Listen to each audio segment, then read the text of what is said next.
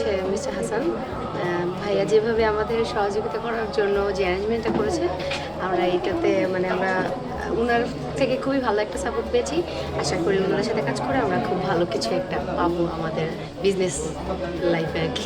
এটা তো একটা গ্রেট অপরচুনিটি আমাদের জন্য গ্রেট, কারণ এই ধরনের ফেস্টিভ্যাল আমরা কখনোই মিস করতে চাই না, কারণ এতে আমাদের পেজের প্রচার হয়, আমাদের ব্র্যান্ডগুলোর প্রমোশন হয়।